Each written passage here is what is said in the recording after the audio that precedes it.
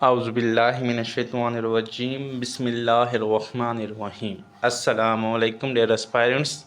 Welcome back to the CS the learners groups, जहाँ हम सिर्फ एग्ज़ाम की थ्योरी ही एक्सप्लोर नहीं करते बल्कि CSS के एग्ज़ाम को क्रैक करना भी सीखते हैं। क्या आपको मालूम है कि दुनिया की तारीख में पहली बार एक ऐसा साइलेंट क्राइसिस आ रहा है जो एटमी जंग से भी ज़्यादा ख़तरनाक है। एक ऐसी दुनिया जहां इंसान ख़त्म हो रहे हैं। एक ऐसी दुनिया जहां इंसान ख़त्म हो रहे हैं। हम हमेशा पाकिस्तानी और पॉपुलेशन का रोना रोते रहते हैं, लेकिन ग्लोबल पावर्स डीपॉपुलेशन के दचके से कांप रही हैं। चीन से लेकर यूरोप तक ये डीपॉपुलेशन के दचके से कांप रही हैं। अगर दुनिया की आबादी आधी रह गई तो दुनिया का नक्शा कैसा होगा? अगर दुनिया की आबादी आधी रह गई तो दुनिया का नक्शा कैसा होगा? तो इस वीडियो में हम डीपॉपुलेशन के जियोपॉलिटिकल और जियो इकोनॉमिक असरात को देखेंगे, जो कि CSS के करंट अफेयर के 2026 का क्वेश्चन नंबर 8 है कि write down short note on the implication of depopulation. तो लेक्चर स्टार्ट करने से पहले अगर आप हमारे चैनल पर न्यू हैं तो हमारे चैनल को सब्सक्राइब कर लें, और हमारी वीडियो को अगर आपको पसंद आई तो इसको लाइक करें और अपने दोस्तों के साथ शेयर करें जो CSS या PMS की पास्ट पेपर्स की तैयारी कर रहे हैं। तो इसमें मैं इंशाल्लाह आपको प्रॉपर फैक्ट्स एंड फिगर दूंगा जो आपके लिए इंतहाई मुफीद होंगे। तो सबसे पहले डिस्कस कर लेते हैं आउटलाइन ऑफ द लेक्चर में हम डिस्कस करेंगे सबसे पहले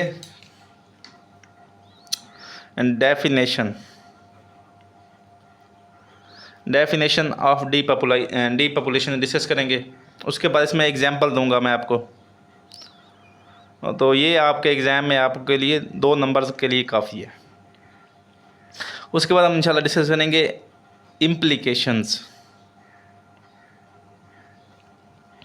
ऑफ डीपॉपुलेशन, जो उसका मेन कंसर्न है वो डिस्कस करेंगे। ये आपके लिए 7 पॉइंट्स का होगा। मैं आपको 7 पॉइंट्स बताऊंगा जो आपके लिए एग्जाम में 7 पॉइंट नंबर देगा। उसके बाद इंशाल्लाह हम करेंगे क्रिटिकल एनालिसिस जो होता है ये आपको एक्स्ट्रा मार्क्स लेने के लिए हमेशा हेल्प करता है। अगर आप एक क्वेश्चन में क्रिटिकल एनालिसिस नहीं करते तो आप हमेशा अपने 2 नंबर्स माइनस कर रहे होते हैं। तो ये भी आपका 1 से 2 नंबर का हो सकता है क्रिटिकल एनालिसिस। तो ये हमारे लेक्चर की आउटलाइन होगी। तो स्टार्ट करते हैं हम अपना लेक्चर स्टार्ट करते हैं। तो सबसे पहले देख लेते हैं डेफिनेशन के लिए डीपॉपुलेशन होता क्या है।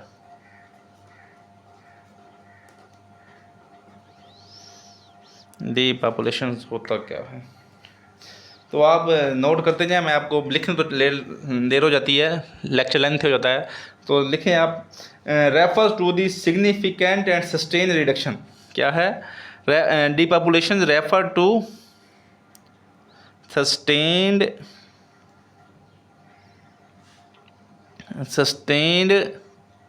and significant reduction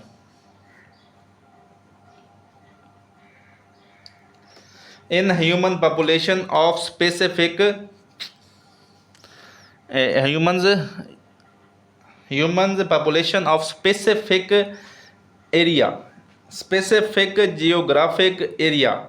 तो एरिया में क्या आ सकता है? आपका कंट्री आ सकता है, आपका रीजन आ सकता है, आपका सिटी आ सकता है। ठीक है। It is demographic phenomena. ये क्या है? Demographic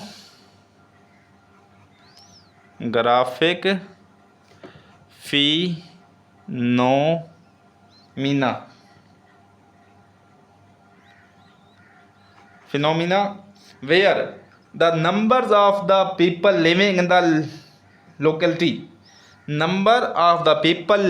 the locality decrease over time। कि जो लोकल्स होते हैं क्या होता है? लोकल पीपल जो होते हैं वो डिक्रीज होना शुरू हो जाते हैं। And ageing population with very few people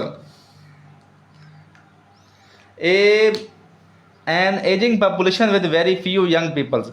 इसमें जो क्या होता है, इसमें जो पहले लोकल्स की वो कम हो जाती है, उसके बाद जो होते हैं इसमें होते हैं ओल्ड जो पीपल जो होते हैं वो हाई हो जाते हैं, और जो यंग जनरेशन होती है वो डिक्रीज हो जाती है। तो इसकी पहले इसको दोबारा डेफिनेशन को दोबारा नोट डाउन कर लें आप, सिंपल आप जबान में इसको रिपीट कर लें। Refers to a significant and sustained reduction in the human population of specific geographic area, country, region, city, कोई भी चीज़ हो सकती है, कोई भी इन तीनों में से कोई हो सकता है। It is a demographic phenomena where the number of the people living in the locality decreases over time in ageing population with few young people.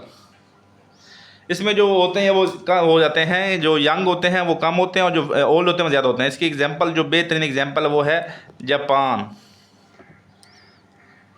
Japan अभी डी पॉपुलेशन से गिरा हुआ है। तो इसकी वजह या इसकी जो वजह है वो है, इसमें जो जापान में है हाई एक्सपेक्टेंसी लाइफ है, कि यहाँ जो लाइफ है बहुत ज़्यादा, पाकिस्तान से तो बहुत ज़्यादा है, जिसकी वजह से इधर ज़्यादा है। तो इसकी वजह जो क्या है, ओल्ड जो हैं वो मैक्सिमम हैं। उसके बाद क्या है, लो फर्टिलिटी रेट्स। उसके बाद उनकी जो शरह ग्रोथ है वो भी क्या है, कम है। इसकी वजह से क्या है, जो यंग पीपल हैं, यंग हैं या जो चिल्ड्रन हैं वो क्या हैं, नील हैं। और इसका इम्पैक्ट क्या हो रहा है कि इधर जो हैं वो जो शहरों में जो है वो उनके जो पास जो हैं रूरल जो होम खाली पड़े हैं। ठीक हो गया। तो ये हमारे पास डेफिनेशन भी होगी, एग्जांपल्स भी होगी। अभी हम चलते हैं अपने क्वेश्चन की तरफ। जो क्वेश्चन क्या था कि इम्प्लीकेशंस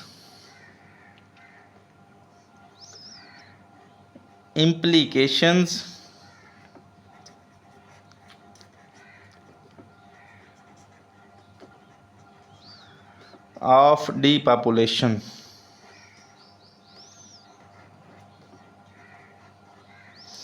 डीपॉपुलेशंस के इम्प्लीकेशंस क्या आ रही हैं। इसमें जो सबसे पहला जो इम्पैक्ट आ रहा है वो आ रहा है इंक्रीजिंग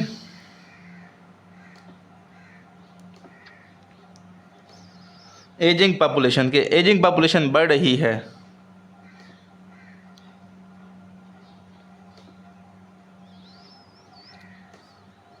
एंड जिसकी वजह से क्या हो रहा है, डिपेंडेंसी बर्डन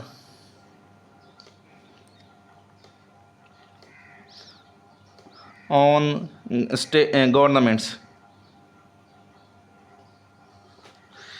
के। डिपॉपुलेशन की वजह से क्या हो रहा है कि जो एजिंग पॉपुलेशन है वो बढ़ रही है, और जो एजिंग पॉपुलेशन होती है उसके उनके साथ क्या होते हैं, इनके पास सबसे पहले जो होता है वो होती है पेंशन, जो स्टेट पे करती है। Pension plus medical facilities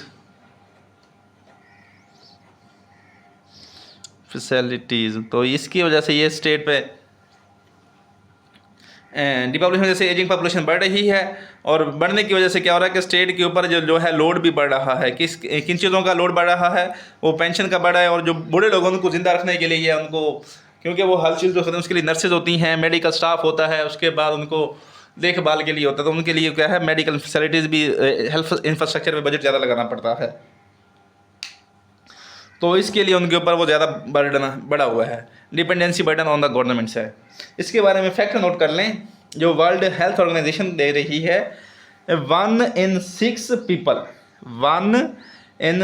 people world wide के पूरी दुनिया में विल बी एज्ड 60 और over with western Europe and East Asia leading to straining होता है कि दबाव होगा उनके ऊपर, straining national health care infrastructure significantly by the 2030। 2030 में इनके ऊपर जो 6 में से एक बंदा बूढ़ा होगा, और उसके ऊपर क्या होगा, नेशनल हेल्थ इंफ्रास्ट्रक्चर इनका बोझ होगा। नंबर 2 जो पॉइंट जो इम्पैक्ट आ रहा है वो है economic slow down. Economic slow down, किसी भी मुल्क की ग्रोथ के लिए क्या चाहिए होती है? वर्क फोर्स चाहिए होती है, वर्क फोर्स चाहिए होती है। लेकिन डीपॉपुलेशन की वजह से क्या हो रहा है कि हमारे पास जो वर्क फोर्स होती है वो यंग होती है, लेकिन डीपॉपुलेशन की वजह से क्या हो रहा है कि वो बूढ़े लोग बढ़ रहे हैं, यंग फोर्स नहीं है। उसके बाद इंडस्ट्रीज वो क्या कहते हैं, इंडस्ट्री बंद होना शुरू हो जाती हैं। उसके बाद जीडीपी ग्रोथ जो होती है वो कम हो जाती है, डिक्रीज होना शुरू हो जाती है, क्योंकि जो मुल्क होता है वो चलता भी आपके जब नौजवानों पे है।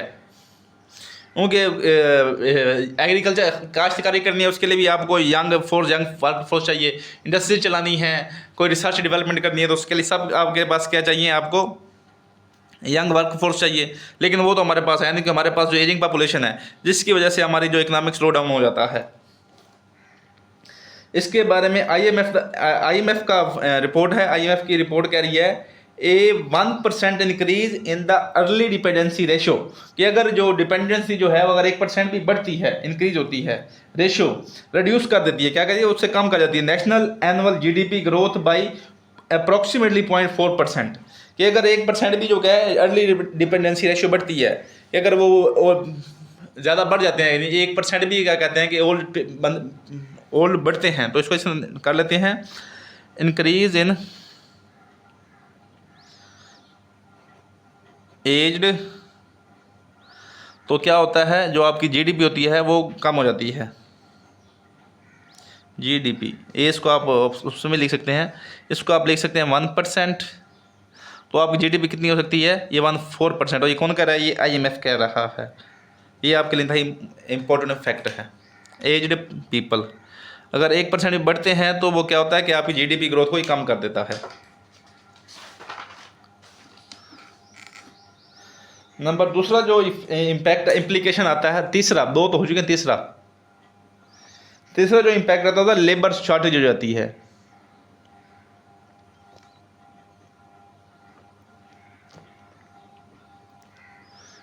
जब किसी मुल्क में डी पॉपुलेशन होती है तो उसकी वजह से क्या होता है कि लेबर शॉर्टेज हो जाती है, तो इसको फिल करने के लिए वो क्या करते हैं कि वो इमिग्रेशन पॉलिसीज चेंज करते हैं।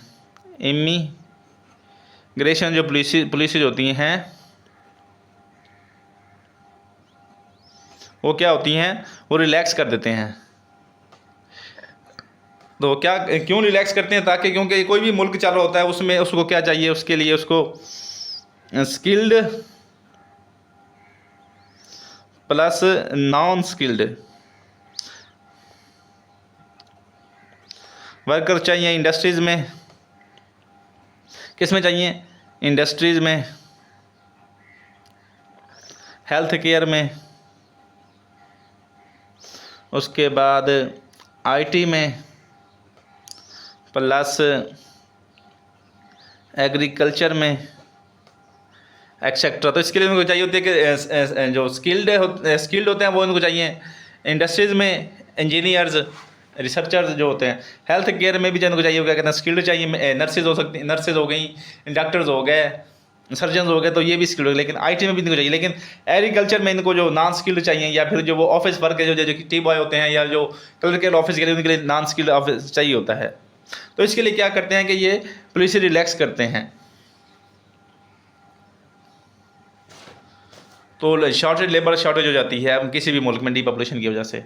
इसके बारे में फैक्ट नोट कर लें कि जो जर्मनी फेडरल एम्प्लॉय एजेंसी कहती है, जो जर्मन फेडरल एम्प्लॉयमेंट एजेंसी कहती है कि Germany required an influx of at least 400,000 के 400,000, यानी इसको आप कह सकते हैं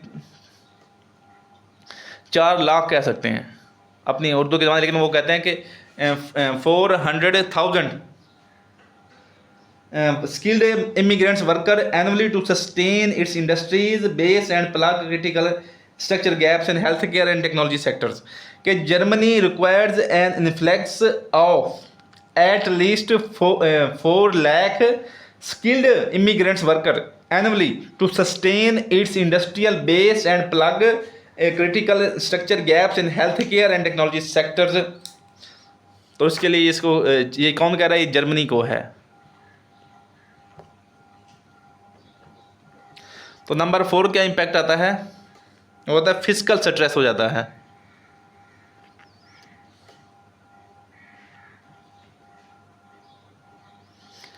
फिजिकल स्ट्रेस कैसे? Stress on the state, physical stress on the state. Physical से मुराद होता है बजट। पहले आपको समझा दूं कि बजट होता क्या है। बजट होता है earning of the state minus expenditure teacher of the state. ठीक हो गया। जो स्टेट अर्निंग करती है वो किससे करती है? वो आपकी करती है टैक्सेशन से प्लस इंपोर्ट से, यानी इंपोर्ट्स यानी कस्टम्स से करती है। ठीक है। उसके बाद वो रेवेन्यू जनरेशन जो उसके अपने डिपार्टमेंट्स होते हैं, लेकिन जो सबसे बड़ा होता है वो टैक्सिंग से होता है। उसके बाद टूरिज्म से करती है। ठीक है। जो अर्निंग करती है इन चीज़ों से स्टेट करती है। कोई भी स्टेट जो अपनी है वो अर्निंग इन चीज़ों 3 चीज़ों से करती है।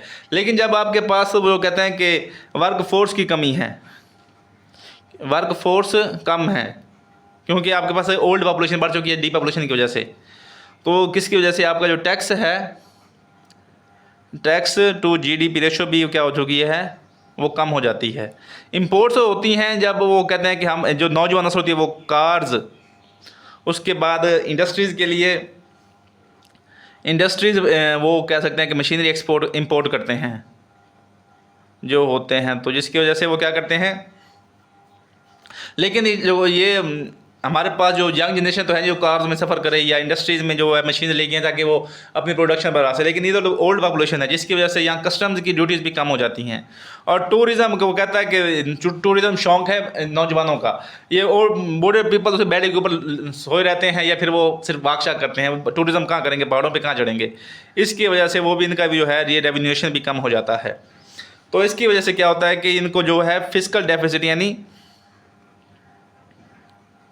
फिजिकल डेफिसिट का इशू फेस करना पड़ता है डीपॉपुलेशन की वजह से।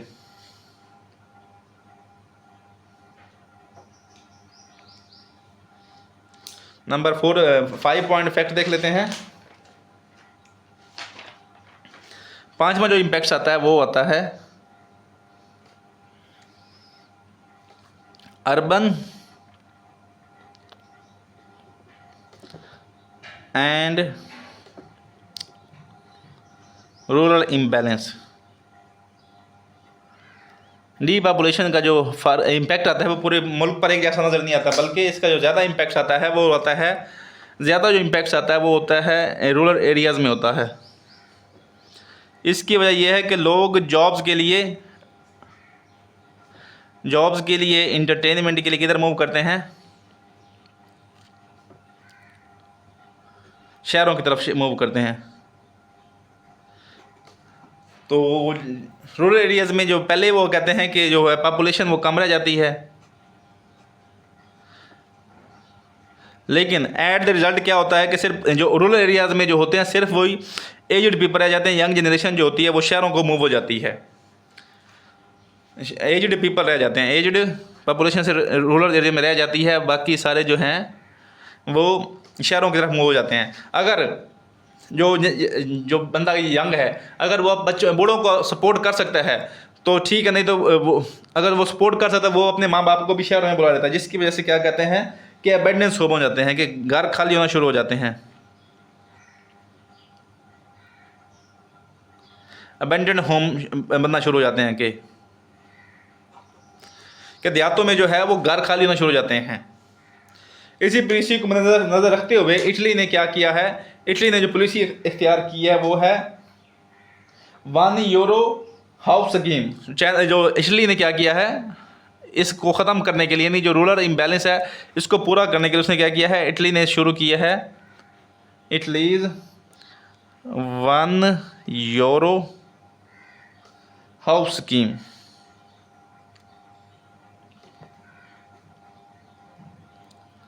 हाउस स्कीम शुरू की है in rural towns is a direct policy response to combat extreme rural depopulations. कि उसने क्या किया कि €1 home scheme in rural towns is a direct policy response, कि इसका रिस्पॉन्स है टू कम्बेट, यानी इसको ख़त्म करे एक्सट्रीम रूरल डिपॉपुलेशन, जो देहातों में पॉपुलेशन कम हो रही है और शहरों पे जो बर्डन बढ़ रहा है, उसके लिए उसने ये €1 स्कीम शुरू। और इसका मकसद क्या है, aim to revitalise ghost homes that lost 70% of their native populations. कि वो उसका मकसद है कि ये जो गोस्ट टाउन्स हैं कि वहाँ बंदे हैं नहीं इटली में देहातों में, तो उसको वो रिवाइटलाइज करना चाहते हैं कि वो 70% जो है नेटिव पॉपुलेशन को वापसी लेके आए। ठीक हो गया, इसका ये 5वां इम्पैक्ट आ रहा है। नंबर 6 जो पॉइंट है वो है सोशल एंड कल्चरल इम्पैक्ट्स। इसके ऊपर सोशल एंड कल्चरल इम्पैक्ट्स भी आते हैं। सोशल इम्पैक्ट से पहले ये आते हैं कि जब वो कहते हैं कि हम अपनी वो उसको पूरा करने के लिए हम क्या मंगवाते हैं, इमिग्रेंट्स को मंगवाते हैं। ठीक है, तो उसकी वजह से सोशल लाइफ इम्पैक्ट्स होती है।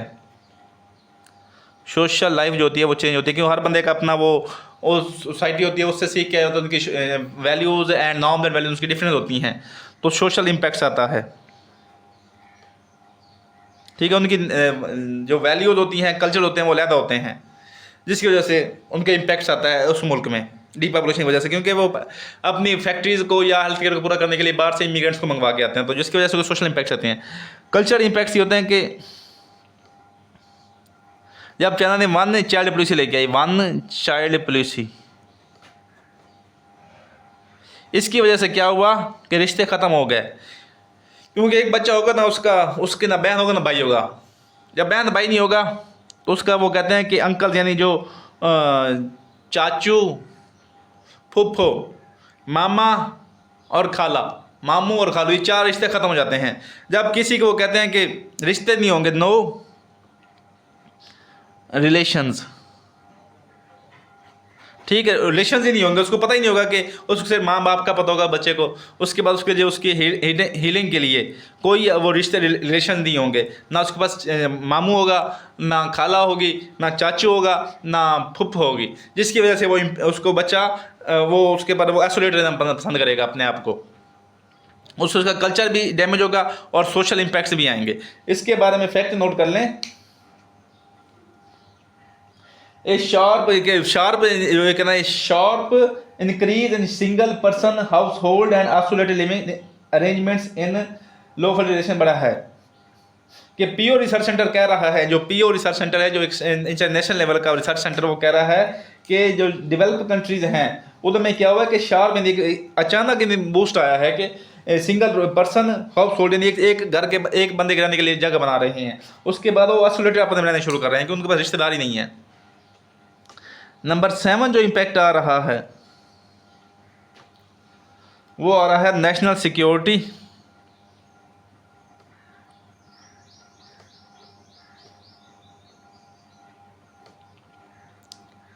नेशनल सिक्योरिटी कंसर्न्स भी आ रहे हैं डीपॉपुलेशन की वजह से। नेशनल सिक्योरिटी की वजह से, डीपॉपुलेशन की वजह से कौन से वो आ रहे हैं। जो सबसे पहला वो कहता है कि आपके पास जो रिक्रूटमेंट के लिए ना, एक्टिव मिलिट्री के लिए आपके पास मिलिट्री पर्सनस जो हैं वो कम हो जाते हैं, क्योंकि आप ऐसे यंग ओल्ड बंदे तो जंग जाके नहीं लड़ेंगे ना, तो वो जंग तो यंग जनरेशन लड़नी है, तो जिसकी वजह से आपके पास जो है कम हो जाती है, यंग जो एक्टिव मिलिट्री होती है वो कम हो जाती है। उसके बाद जो होती हैं टैंक्स वगैरह इंडस्ट्रीज, जो आपकी जो मशीनरी है वो कहते हैं वेपन इंडस्ट्रीज होती है। वेपन इंडस्ट्रीज भी तो यंग जनरेशन ने चलानी होती है। जब वो आपको यंग जनरेशन भी नहीं होगी तो वो भी तो आपकी स्लो डाउन होगी, जिसकी वजह से आपके हमसाए आप पर कभी भी आपके ऊपर अटैक्स कर सकते हैं। तो इसलिए आप क्या करते हैं, आप ऑटोमेशन पे ज़्यादा फोकस करते हैं, एआई वार लड़ने की कोशिश करते हैं, एक्सेट्रा, इस पर ज़्यादा फोकस करते हैं। तो इसके बारे में फैक्ट नोट कर लें। Taiwan and South Korea are facing several construction crisis के, उधर वो जबरी वो कर रहे हैं, वो एक्ट जो है अपनी भर्ती, वो जी भर्ती के लिए वो जबरी कंसिपरेशन कर रहे हैं, फोर्स कर रहे हैं। With shrinking pools of draft eligible youth forces की उनको कमी है, तो इसलिए वो क्या कर रहे हैं, वो ज़्यादा मूव कर रहे हैं ऑटोमेशन पे, ड्रोन्स पे, ऑटोमेशन, ड्रोन्स, एआई, इन पे ज़्यादा डिपेंडेंसी बढ़ा रहे हैं। कौन कौन? ताइवान और जो साउथ कोरिया है, उनके पास इनकी डिपॉपुलेशन की वजह से यंग जनरेशन की कमी है, लेकिन वो सब सख्ती भी कर रहे हैं भाई, बाई फोर्स वो भर्तियाँ कर रहे हैं, बाई फोर्स रिक्रूटमेंट कर रहे हैं। लेकिन फिर भी वो कहते हैं कि उसके बावजूद बाई फोर्स रिक्रूटमेंट कर रहे हैं। साउथ कोरिया साउथ एशिया नहीं, साउथ कोरिया भाई मेरे, ये साउथ कोरिया। तो ये इस पे ऑटोमेशन पर मूव कर रहे हैं, एआई वेपन्स बना रहे हैं, उसके बाद ड्रोन्स जो हैं इस पे कम कर रहे हैं ताकि ये अपना वो उसका डेफिसिट को पूरा कर सकें।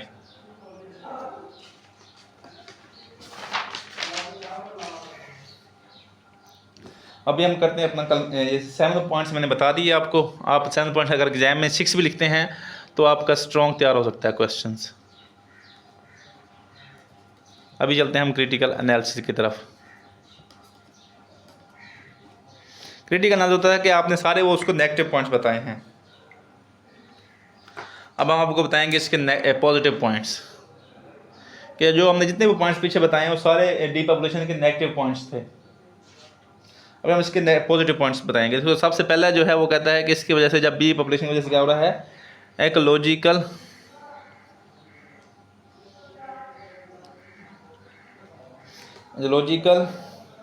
एंड इन्वायरमेंटल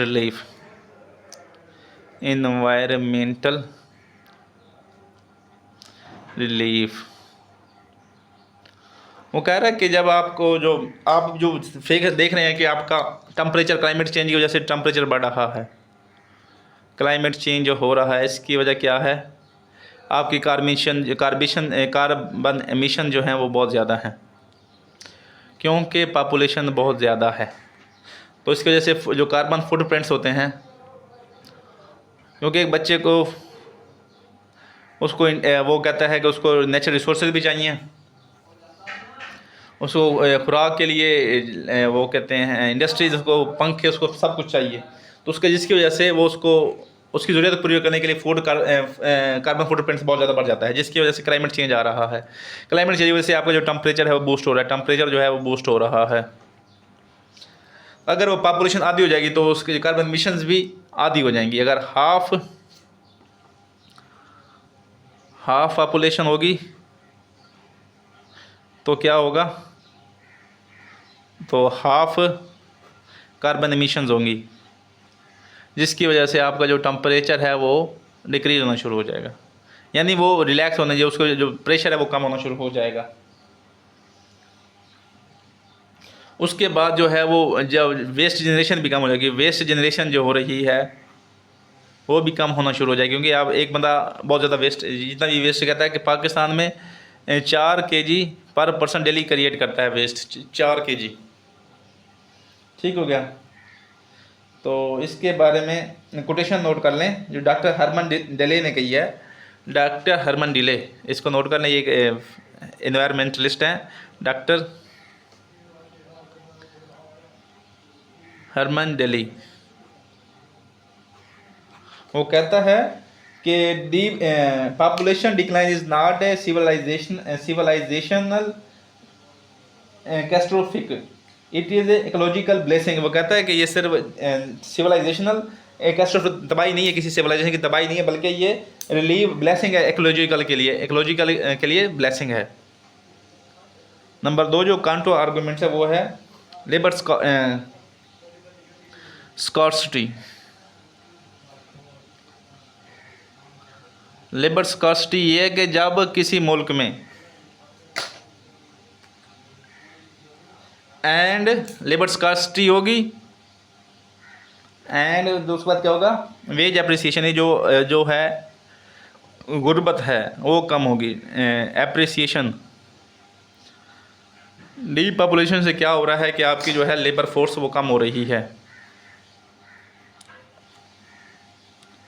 लेबर फोर्स कम हो रही है, जिसकी वजह से जो प्रॉफिट्स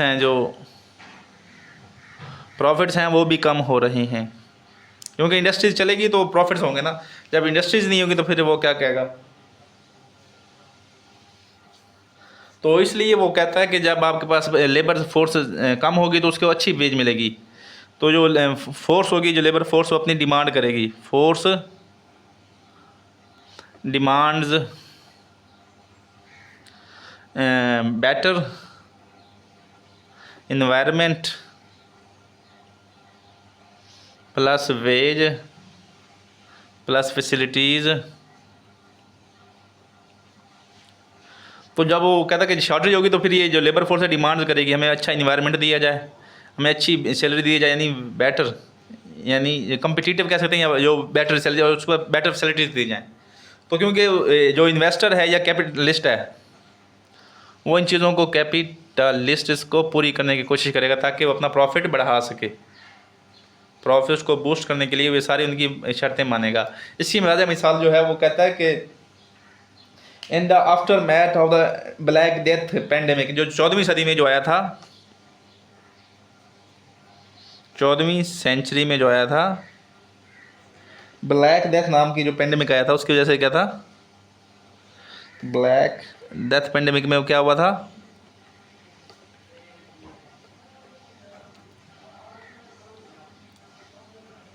जो वर्क फोर्स थी वो 30 to 40% जो थी, 50% जो वर्क फोर्स थी वो हो गई थी, मर गई थी। इसका रिजल्ट क्या था, जो 30-50% वर्क फोर्स मर गई, तो जिसकी वजह से जब शॉर्टेज हुई तो उन्होंने क्या किया कि उन्होंने फ्यूडलिज्म सिस्टम को ख़त्म कर दिया, जो फ्यूडल थे वो अपनी मर्जी की बादशाही कर रहे थे, उसको वो ख़त्म कर दिया, फ्यूडलिज्म को उन्होंने एंड कर दिया। अपनी डिमांड की थी, डिमांडेड हायर वेजेस, जो बच गए थे, जो सर्वाइवर थे, उन्होंने डिमांड्स की, क्या डिमांड्स की, उन्होंने कहा हमें हायर वेजेस दो, बेटर कंडीशंस दो।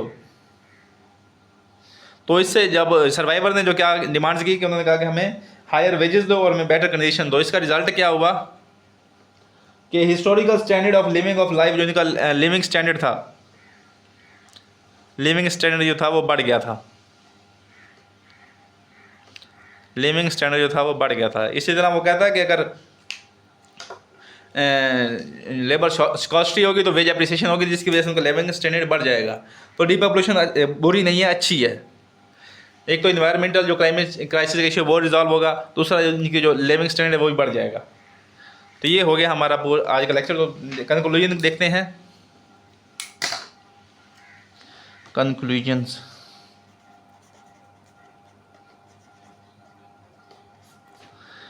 कंक्लूजन में कहता है कि डीपॉपुलेशन चैलेंजेस मल्टीलैटरल पेश करते हैं। चैलेंजेस, डीपॉपुलेशन जो है ये मल्टीलैटरल चैलेंजेस पेश करते हैं, स्पेशली डेवलप्ड इकोनॉमीज़ के लिए। जो है डीपॉपुलेशन जो है मल्टीलैटरल चैलेंजेस पेश कर रही है, कि जो मैंने मिसाल बताए हैं, तो स्पेशली जो है ये जो डेवलप कंट्रीज हैं उनके लिए, क्योंकि जो डेवलपिंग कंट्रीज में तभी ओवर पॉपुलेशन का रोना रोया जा रहा है। तो इसके मनफी असरात को कम करने के लिए और इकोनॉमिक वाइटैलिटी को बरकरार रखने के लिए इफेक्टिव पॉलिसीज होनी चाहिए। इफेक्टिव पॉलिसी कौन होनी चाहिए, कौन कौन सी होनी चाहिए? सबसे पहले है कि ये अपनी बूस्ट करें, बूस्ट फर्टिलिटी रेट को क्या करें, ये बूस्ट करें। अभी चाइना ने, पहले चाइना की थी 1 चाइल्ड पॉलिसी, लेकिन अभी चाइना ने कहा कि आप 2 से 3 बच्चे कर सकते हैं। तो ये चाइना की अच्छी ये मिसाल दे सकते हैं आप, बूस्ट फर्स्ट।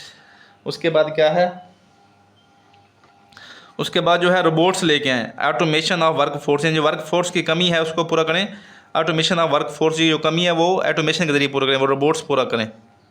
और नंबर 4 जो है, उसके बाद अगर दिन से भी पूरी नहीं होती तो फिर ये क्या करें कि इमिग्रेशन रिफॉर्म्स लेके आएँ, कि आप ज़्यादा से ज़्यादा इमिग्रेट जो डेवलपिंग कंट्रीज़ हैं वहाँ से लोगों को ले सकें। तो ये था हमारा आज का लेक्चर। तो अगर आपको हमारा लेक्चर पसंद आया तो इसको लाइक करें, हमारे चैनल को सब्सक्राइब करें और अपने दोस्तों के साथ शेयर करें जो CSS या PMS की तैयारी कर रहे हैं, और ख़ासतौर पे अगर वो CSS के पास्ट पेपर की तैयारी कर रहे हैं तो इस चैनल पे इंशाल्लाह आपको पाकिस्तान अफेयर, करंट अफेयर और पॉलिटिकल साइंस और इस्लामिक हिस्ट्री के पास्ट पेपर सॉल्व मिलेंगे। तो वीडियो देखने के लिए शुक्रिया। वस्सलाम।